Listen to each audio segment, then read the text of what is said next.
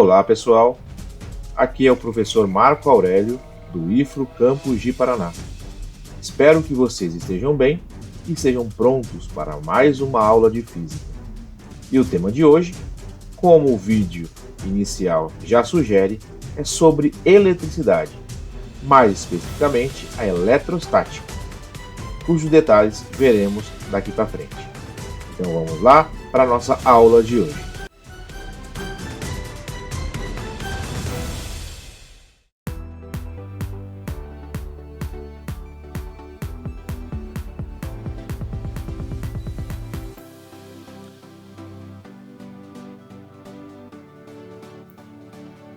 No nosso dia a dia, nos deparamos com alguns equipamentos, como eletrodomésticos,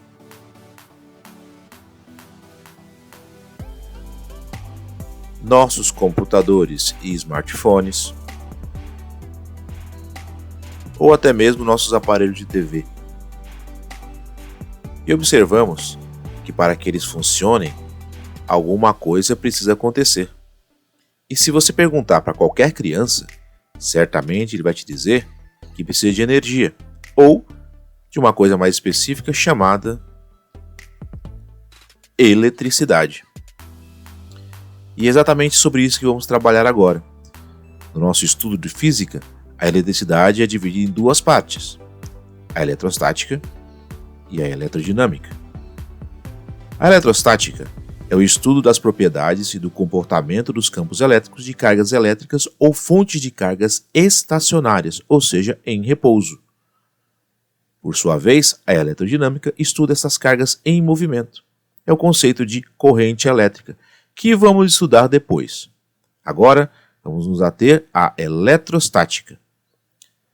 Os temas estudados hoje serão estrutura da matéria, átomos, condutores isolantes, carga elétrica, processo de eletrização, os três tipos mais comuns, que é atrito, contato e indução, força elétrica, lei de Coulomb, e campo elétrico ficará para uma outra aula. Antes de começarmos a entender a estrutura da matéria e os aspectos da eletricidade, vamos pensar um pouquinho na história do conhecimento sobre esse tema tão importante. Tales de Mileto, na Grécia Antiga, notou que uma resina da árvore chamada âmbar, que curiosamente em grego significa elétron.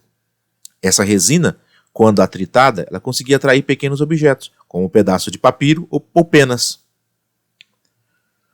William Gilbert, o inglês, observou que outros corpos também podem sofrer eletrização.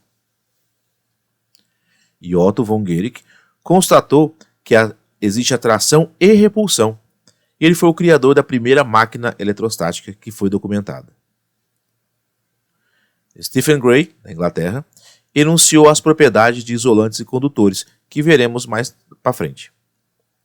Charles Dufer postulou a lei da atração e repulsão, aonde corpos com características elétricas iguais sofriam repulsão, enquanto os corpos com características elétricas opostas sofriam atração. E o cara da nota de $100, Benjamin Franklin, introduziu a ideia de positivo e negativo. Ele tinha uma interpretação interessante sobre a eletricidade. Ele achava que ela se comportava como um fluido, como um líquido, por exemplo, que pode passar de um corpo para outro. Claro que isso sabemos hoje que não é assim, mas para a época era uma alegoria interessante para compreender os fenômenos elétricos. E por falar em átomo, vamos falar na evolução dos modelos atômicos, desde Dalton, que parecia ali uma bola de bilhar, passando por Thomson, que apesar de ter dito que existiam as cargas positivas e negativas, o seu modelo não explicava muita coisa. E recebeu aí o apelido de pudim de passas ou bolo de passas, né? Onde as cargas elétricas negativas estavam mergulhadas dentro de um montão de coisa positiva. Foi Rutherford com a ideia de núcleo e Bohr depois com os níveis de energia que nos deram a ideia do átomo moderno. Aqui hoje nós sabemos que o modelo de Schrödinger é o mais aceito, é uma nuvem de probabilidade. O elétron não está ali, ele tem a probabilidade de estar ali. Mas ainda vamos utilizar para o nosso estudo esse modelo planetário. Primeiro porque ele é bonito, dá uma camiseta bem legal, né? E depois porque, apesar de ser incompleto, Ele nos ajuda a entender que no núcleo do átomo nós temos prótons e nêutrons. E ao redor desse átomo temos elétrons que estão se movimentando em órbitas ao redor desse núcleo. Os prótons têm carga positiva, os elétrons carga negativa. Por enquanto, nenhuma novidade, mas é importante sempre a gente ressaltar isso. Porque vamos estudar agora a ideia de condutor e isolante e depois os processos de eletrização. Então, o primeiro ponto que temos que levar em consideração é: em um átomo, quem está em constante movimento são os elétrons. O condutor é um material que permite às partículas eletrizadas se movimentarem com facilidade. Nos condutores, por exemplo, vamos dividi-los em categorias: sólido, líquido e gasoso. Nos sólidos, as partículas que se movimentam são chamados elétrons livres. São elétrons mais fáceis de serem arrancados da órbita do átomo. Quando ele sai, ele deixa um buraco, que pode ser preenchido por outro elétron. Como exemplo, temos os fios, que fazem as nossas ligações elétricas na nossa casa e também na rede elétrica de alta tensão. Também pode ser líquido. As partículas que se movem são íons positivos e negativos. São cátions e ânions, as chamadas soluções eletrolíticas. Ou também gasosos. As partículas que se movem são os íons e também elétrons que estão presentes em gases ionizados. Por exemplo, as lâmpadas fluorescentes. Já os isolantes, também chamados de dielétricos, os elétrons são fortemente ligados ao núcleo do átomo. E nesse caso, é difícil arrancá-lo. Portanto, nós temos borracha, madeira seca e a água destilada, que são isolantes. De um modo geral, o material isolante não conduz eletricidade. Porém, há um limite para esse isolamento. É a chamada rigidez dielétrica. Se um campo elétrico é muito intenso, mesmo um material isolante passa a ser condutor. Nós vamos ver isso na nossa próxima aula, quando falarmos de campo elétrico. A característica importante para você compreender a propagação da energia elétrica é a chamada carga elétrica. É uma propriedade da matéria que permite aos corpos trocarem ações elétricas de atração ou de repulsão entre si. E é importante pensar assim: se um corpo, o número de prótons é igual ao número de elétrons, ele é chamado um corpo neutro. Agora, se por acaso o número de elétrons é maior que o número de prótons, ele é chamado de um corpo negativo. Olha, aqui é uma mera alegoria, é apenas uma representação. Não significa que os positivos somem. Não, é porque como a maior quantidade de carga negativa, ele é considerado um corpo negativo. Por algum processo, esse corpo recebeu elétrons. Lembra? O elétron é negativo. Se ele recebeu elétrons, esse equilíbrio que estava aqui foi quebrado. Então ele passa a ser considerado um corpo negativo. Mesmo ainda tendo, obviamente, muitas cargas positivas. Mas a maioria delas são negativas. De forma semelhante, acontece com um corpo onde o número de prótons é maior que o número de elétrons. Vamos supor que esse corpo, por algum motivo, perdeu elétrons. Então ele passa a ser considerado um corpo positivo. É importante ressaltar que eu falo sempre perdeu ou recebeu elétrons. Eu não estou falando perdeu ou recebeu prótons. Os processos de perca de prótons é um processo muito mais complexo chamado fissão nuclear. Então, se você lembra das aulas sobre energia, e aí nós falamos sobre energia nuclear, eu expliquei para vocês que na fissão nuclear a liberação de energia é muito grande por se quebra a chamada interação nuclear forte. E isso é um fenômeno pode ser muito benéfico, como por exemplo nas usinas nucleares, ou pode ser um processo bem complicado, como por exemplo em uma bomba atômica. Olha o átomo aí de novo. Aos prótons e elétrons, associamos uma grandeza escalar denominada quantidade de carga elétrica. Ela é medida em coulombs. Por que coulombs? Já já eu falo sobre Augustin Coulomb. Aí estão os prótons. E aí estão os elétrons. A quantidade de carga elétrica de um próton ou de um elétron é chamada de quantidade de carga elétrica elementar e vale aproximadamente 1,6 vezes 10 a menos 19 coulombs. Ou seja, cada próton e cada elétron tem essa quantidade. A diferença está no sinal, obviamente. O próton positivo e o elétron negativo.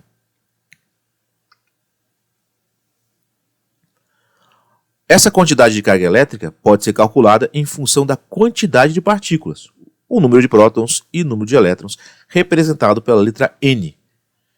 Então temos uma equação que pode determinar a quantidade dessa carga. Q é igual a N vezes Z. E uma curiosidade interessante é que esse N é um número natural não nulo. Ou seja, você não vai ter número quebrado. Sempre ele é um número inteiro. Isso na física é importante porque nos diz que a quantidade de carga é uma grandeza quantizada. Como nós já estudamos, os corpos podem perder ou ganhar elétrons. Esse processo se chama eletrização e nós vamos estudar esses processos agora, o chamado atrito, o contato e a indução. Importante, já disse, apenas os elétrons serão compartilhados no processo de eletrização. Na eletrização, o número total de prótons e elétrons não se altera, há apenas a separação das cargas. Então, se eu tenho um corpo trocando elétrons com o outro, se eu somar todas as cargas, elas vão continuar do mesmo jeito, apenas alguém perdeu elétrons para outro. O primeiro processo, nós vamos analisar apenas corpos inicialmente neutros e que sejam isolantes. Não significa que a eletrização por atrito não aconteça em corpos condutores, mas nesse caso vamos analisar os isolantes. Fricção suficiente para que os átomos dos corpos possam interagir e compartilhar elétrons. E após esse atrito, observe, tem uma flanela e um bastão. Quando eu atrito a flanela, nesse caso a flanela fica positiva, enquanto esse bastão que eu atritei vai ficar negativo. Mas como saber quem fica positivo ou quem fica negativo? Sempre há uma probabilidade disso acontecer, dependendo da estrutura do material. Para isso, existe uma tabelinha que nós chamamos de série triboelétrica. O nome é estranho, mas ele apenas serve para mostrar para a gente o que cada corpo tem a tendência de se eletrizar. Por exemplo, imagine que eu estou eletrizando pele humana seca e vidro. Quem está mais próximo da extremidade positiva é a pele humana seca, enquanto o vidro está mais próximo da extremidade negativa.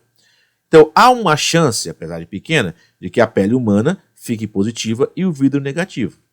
Mas, se você atritar, por exemplo, vidro e borracha, olha a distância, olha o vidro muito próximo da extremidade positiva e olha a borracha muito próximo da extremidade negativa.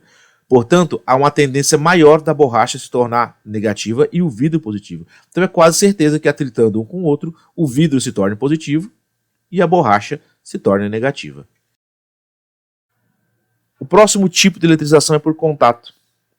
Vamos considerar para o nosso estudo que os corpos são condutores, um corpo é neutro e o outro é carregado, e os corpos só têm contato entre si, não têm com outro corpo.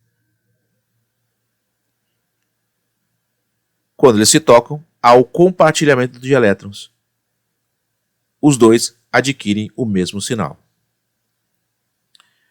A quantidade de carga ela é conservada. Então, se eu somo as cargas dos dois corpos antes e depois, o valor será o mesmo.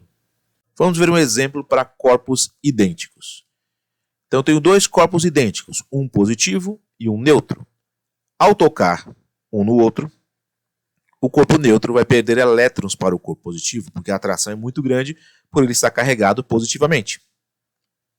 Então, após o contato, como ele perdeu elétrons, ele se tornou um corpo positivo. E quanto às cargas? Cada um ficou com metade da carga total.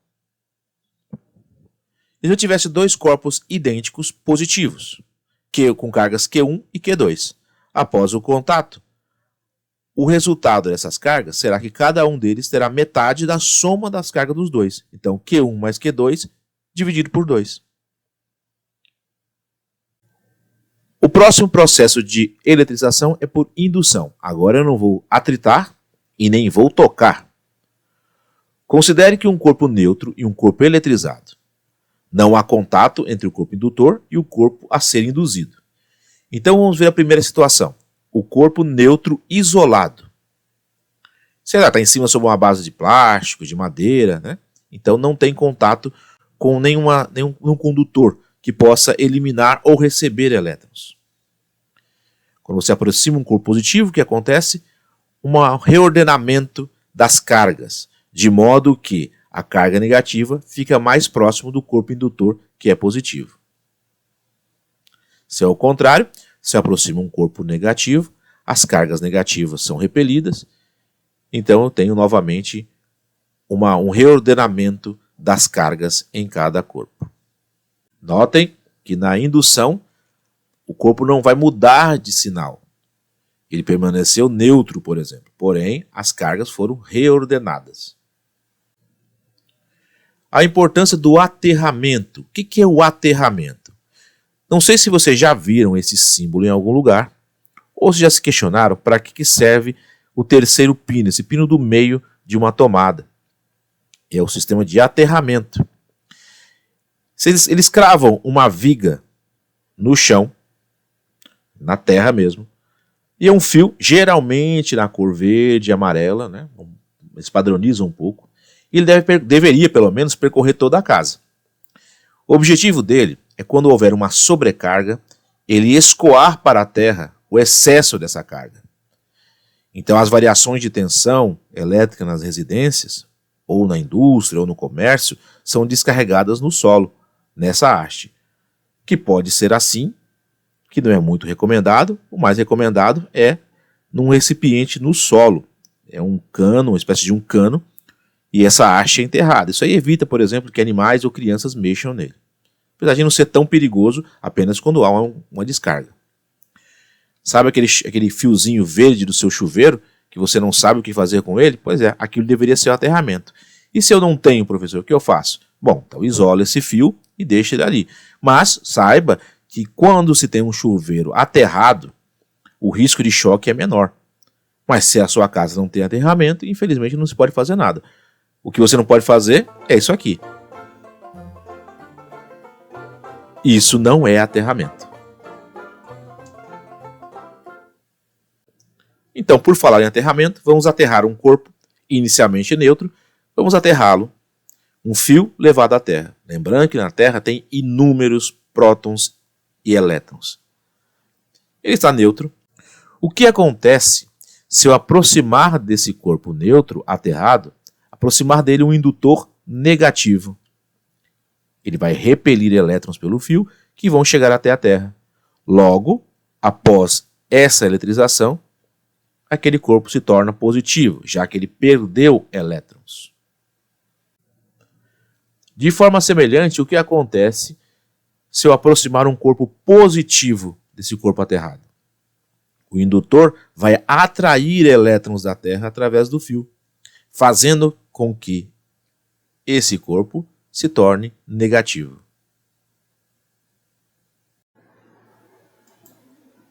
Olhem que cena desoladora, né? Um local seco, deve estar bem quente.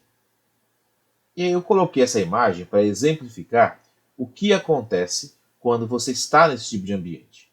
Porque quando está úmido, as partículas de água suspensa acabam dissipando as cargas elétricas.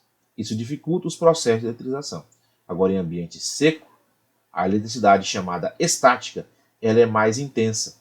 Há possibilidade maior de eletrização. Como, por exemplo, quando você vai colocar ou tirar uma camisa, uma roupa de material sintético. É possível ouvir esses estalinhos nesse material, justamente porque o atrito provoca a eletrização. Olha essa criança no escorregador. É possível ver o cabelinho dela se arrepiando. Por quê? Quando ela desce pelo escorregador, ela sofre atrito. E isso faz com que, quando a outra criança chega próximo dela, a eletrização é muito evidente, com o cabelinho delas arrepiando.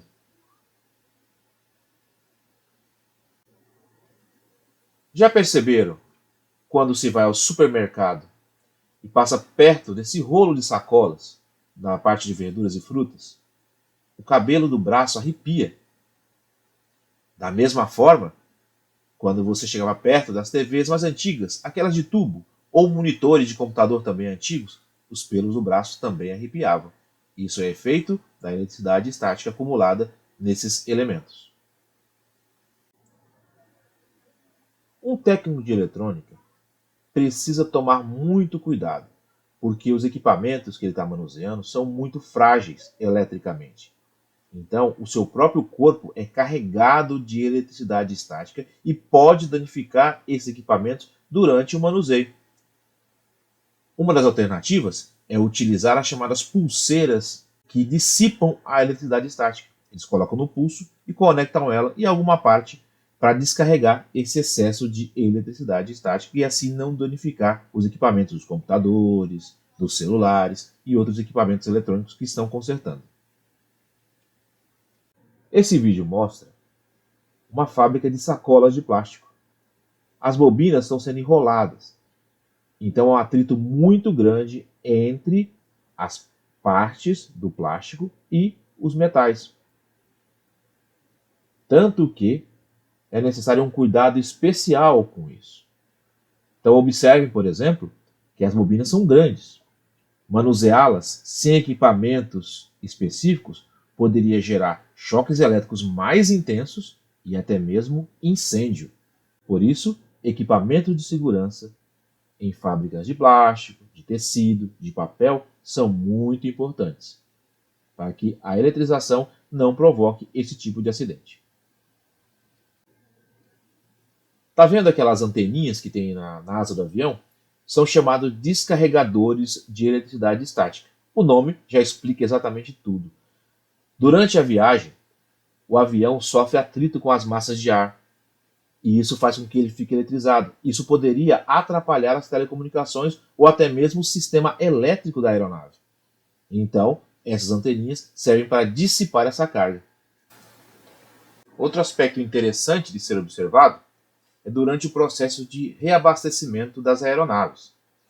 Imagine que a aeronave está cheia de cargas, a eletricidade estática está bem ativa nela. E aí chega um caminhão para abastecê-la. E uma curiosidade também é que a própria mangueira, por onde passam os combustíveis, o líquido passando por aquela mangueira também provoca atrito. Por isso é necessário um processo de aterramento, que vai desde a aeronave, vocês podem observar aqui por esse cabo azul representado, da aeronave até o carro e do carro para o solo. Esse aterramento é indispensável para que as cargas escoem e não gerem faíscas que podem causar choques muito intensos ou até mesmo explosões. De forma semelhante, os caminhões que transportam combustível também precisam ter um sistema de aterramento. Os modelos mais antigos, em algum ponto do caminhão, tem uma mangueira, um cabo ou até uma corrente que se arrasta pelo solo. Dessa forma, as cargas elétricas que vão se acumulando pelo atrito do caminhão com o ar acaba se dissipando no solo. Outros modelos, simplesmente quando o caminhão chega em algum lugar, esse cabo desce e descarrega. Porém, os modelos mais modernos têm aparelhos capazes de fazer essa descarga de maneira eletrônica, o que não comprometeria de forma alguma o processo de descarga do combustível. Não dissipar essas cargas elétricas poderia provocar faíscas e isso levaria a incêndios ou explosões.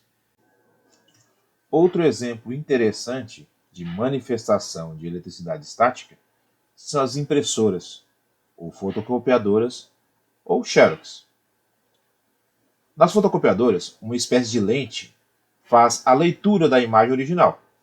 Essa imagem é projetada no cilindro da fotocopiadora, um dispositivo que é revestido de selênio e que inicialmente está eletrizado.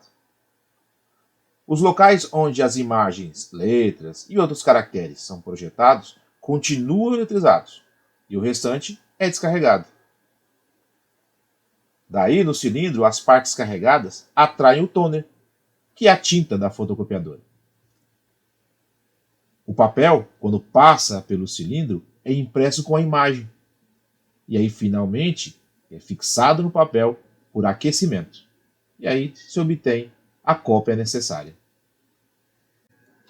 Para entendermos o comportamento de condutores isolantes em relação à atração, vale lembrar um pouquinho de química básica, com moléculas polares e moléculas apolares. As moléculas apolares, por exemplo, o gás hidrogênio, possuem distribuição simétrica de cargas, pois os elétrons estão bem distribuídos. Então aqui temos dois átomos de hidrogênio, essa distribuição eletrônica ficaria mais ou menos assim. Um formato bem simétrico. Porém, nas moléculas polares, por exemplo, ácido fluorídrico, possui uma distribuição assimétrica de cargas, ou seja, em um dos lados, a densidade eletrônica é maior. Observe, o flúor tem mais elétrons do que o hidrogênio, portanto, essa densidade eletrônica é maior nesse elemento. Ao contrário dos condutores, os isolantes, que nós também chamamos de dielétricos, não possuem elétrons livres. Neles, a formação de moléculas polares, nas quais o centro das cargas positivas não coincide com o centro das cargas negativas. E aqui uma representação, uma mera representação de como seria essa distribuição do centro das cargas na molécula apolar e na molécula polar. Na polarização, há uma formação ou reorientação dos dipolos elétricos. Esse fenômeno tem algo em comum com a eletrização. Por quê? Um corpo neutro é sempre atraído por um corpo eletrizado, seja ele condutor ou seja ele dielétrico. Na imagem temos o plástico, algo não eletrizado, está neutro, um corpo eletrizado positivamente e um metal também não eletrizado, obviamente neutro. Todos os dois serão atraídos pelo corpo eletrizado. Então fica aí a explicação para vocês. Um corpo neutro sempre é atraído por um corpo eletrizado. Existe um dispositivo capaz de verificar se o corpo está carregado. Seu nome é eletroscópio. Ele pode ser feito de maneira caseira. Por exemplo, se estivéssemos numa aula em laboratório, faríamos com papel alumínio e um vidro de maionese, vidro de palmito, sei lá, qualquer vidro com tampa, um fio e papel alumínio. Conseguiríamos fazer isso. Por quê? Quando se aproxima um corpo eletrizado desse eletroscópio, as suas folhas, digamos assim, elas se abrem. Isso porque é um processo de repulsão entre elas. Então esse corpo indutor acaba induzindo essas cargas no eletroscópio. Ele não vai determinar o sinal das cargas, mas ele consegue tranquilamente determinar se um corpo está carregado ou não. Falamos da atração e da repulsão, e falamos de carga elétrica. Eu citei uma unidade de medida, que é dada em homenagem a um grande cientista francês chamado Charles-Augustin de Coulomb. Coulomb determinou experimentalmente a força de atração ou repulsão entre as cargas de corpos eletricamente carregados, em função da distância que os separa. Ele criou um instrumento chamado balança de torção, muito preciso para a época, mas ele conseguia medir exatamente a força de atração ou repulsão entre cargas. Sua conclusão pode ser observada com essa equação, a chamada lei de Coulomb. A força elétrica, medida em newtons, é dada em função da constante eletrostática. Seu valor, no vácuo, 9 vezes 10 a nona, newton vezes metro quadrado por coulomb quadrado. Esse é um valor que ele, obviamente, vai variar conforme o meio que se está utilizando. Por exemplo, no ar, ele é 1,0005 vezes menor que o vácuo. É praticamente irrisório. Já no óleo, é considerável, 4,6 vezes menor. E na água, 81 vezes menor que no vácuo. Outro fator importante é a distância entre as cargas, dada em metros. Essa distância é elevada ao quadrado, por isso dizemos que essa força elétrica ela é inversamente proporcional ao quadrado da distância entre as cargas. E por falar nas cargas, aí são elas medidas em coulomb. E ainda o submúltiplo dessas cargas, dada em milicoulombs, microcoulombs ou nanocoulombs. O mais utilizado é exatamente o microcoulomb. Então, se você estiver fazendo algum exercício e aparecer microcoulomb, você simplesmente acrescente um 10 elevado a menos 6 e aí você já está convertendo em coulombs, que é a unidade do sistema internacional. Como eu disse para vocês, a força é inversamente proporcional ao quadrado da distância.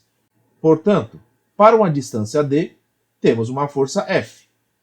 Se eu diminuísse essa distância pela metade, a força aumentaria 4 vezes. Só pensar, 2 ao quadrado é 4. Porém, se eu aumentasse essa distância 2 vezes, a força seria 4 vezes menor. Logo, qual seria o valor da força para a distância 3D? Então, a distância sendo aumentada 3 vezes, 3 ao quadrado é 9. Logo, essa força seria 9 vezes menor que a força inicial. Então, teria um F sobre 9. Vamos recordar a lei da gravitação universal e a força gravitacional. Aí está, grande Isaac Newton, que estudou a interação entre corpos celestes de grande massa. E essa é a famosa equação da lei da gravitação universal, ou força gravitacional. Vamos aos elementos dela para recordar? Força gravitacional, dada em newtons, é uma constante, que no caso é a gravitacional, vezes as partículas, a massa do corpo maior, vezes a massa do corpo menor, dividido pela distância entre seus corpos ao quadrado. Observe que é muito parecida com a lei de Coulomb. Mas qual então é a diferença e qual a semelhança entre elas? Matematicamente, elas são muito parecidas. É uma constante, a característica das partículas e a distância entre elas ao quadrado. Muito parecidas. Porém, a semelhança só fica aí. A lei de Coulomb é atrativa e repulsiva. Nós já vimos que pode haver atração e repulsão. Porém, a gravitacional é apenas atrativa. Ela só é aplicada para estudar a interação de atração entre os corpos. Vamos aprender agora a força eletrostática resultante em cargas elétricas pontiformes. Calma, gente. O termo pontiforme não é um palavrão. Pontiforme significa uma partícula que é apenas um ponto. Não me importa o tamanho desses corpos. Então vamos tratá-las como se fosse um ponto material. Imagine que um sistema é constituído por um monte de cargas pontiformes. Todas interagem uma com a outra. A interação entre duas dessas cargas é independente das outras cargas. Por isso, nós utilizamos vetores para determinar isso. Então considere, por exemplo, as cargas Q1, Q2 e Q3. Para o exemplo, eu coloquei a carga Q1 e a Q2 positiva e a Q3 negativa. Sabemos então que entre Q1 e Q2 existe uma repulsão, porque as cargas são iguais. Entre Q1 e Q3 é atração, da mesma forma que entre Q2 e Q3 também é atração, já que as cargas são opostas entre si. Vou dar nome a essas cargas. Vou chamar de F12 a interação entre a carga Q1 e Q2, que eu já sei que é de repulsão. Uma repele a outra. Esse sinal de menos aqui é apenas um mero formalismo matemático. Não precisa colocar, assim, para a gente entender melhor. Então, apenas para mostrar que ele é o oposto da força 1,2. F23, a interação entre Q2 e Q3. Aí eu tenho uma força de atração. E F de 1,3, a interação entre Q1 e Q3. Também é de atração.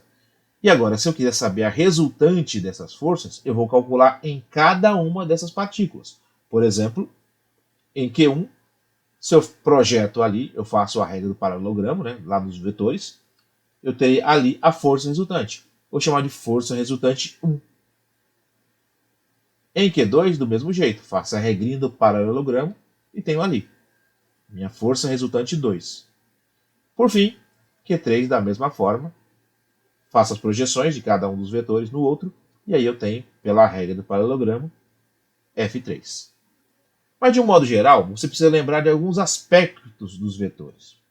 Se você tiver vetores na mesma direção e mesmo sentido, ou todos para a direita, todos para a esquerda, todos para cima, todos para baixo, basta somar esses dois vetores. Se eu tenho vetores opostos, um para a direita, outro para a esquerda, um para cima, outro para baixo, basta subtrair o módulo desses vetores.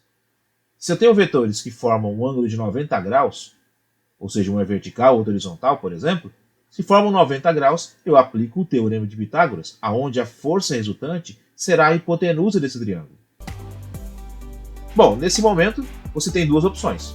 Você vai clicar no card que aparece para você aqui, em cima, e você vai lá para a aula de campo elétrico. Mas quem quiser dar um tempinho, abraços virtuais e até a próxima.